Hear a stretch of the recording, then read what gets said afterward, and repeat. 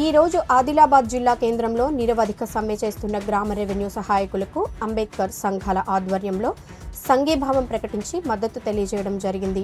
గ్రామ స్థాయిలో ప్రజలకు సేవలు అందించడంలో కీలక పాత్ర పోషిస్తున్న గ్రామ రెవెన్యూ సహాయకులు అనేక సంవత్సరాలుగా కనీస వేతనం, ఉద్యోగ భద్రత మరియు ఇతర ప్రాథమిక హక్కులు లేకుండానే విధులు నిర్వహిస్తున్నారు. ప్రభుత్వ కార్యక్రమాల అమలులో నిరంతరం కృషి చేస్తున్నప్పటికీ వారి న్యాయమైన డిమాండ్ల పట్ల ప్రభుత్వం స్పందించకపోవడం విచారకరం. గ్రామ రెవెన్యూ సహాయకులు చేస్తున్న ఈ పోరాటం వారి హక్కుల సాధన కోసం జరుగుతున్న న్యాయమైన ఉద్యమం.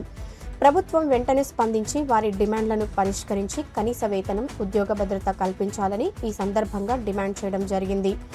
ఈ కార్యక్రమంలో అంబేద్కర్ సంఘాల నాయకులు అల్లూరి భూమన్న, నిమ్మల ప్రశాంత్, నగేష్, సత్యనారాయణ, శ్రీనివాస్ తదితరులు పాల్గొని తమ సంఘీభావాన్ని ప్రకటించారు.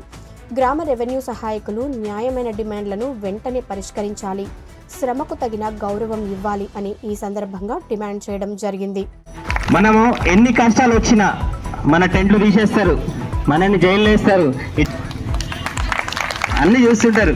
కానీ మన యొక్క లక్ష్యాన్ని, మన యొక్క గమ్యాన్ని, మన యొక్క ఈ విషమ పరిస్థితులు ఉంటాయి. దాదాపుగా భారతదేశంలో 47 డిగ్రీల ఎండ ఉంది.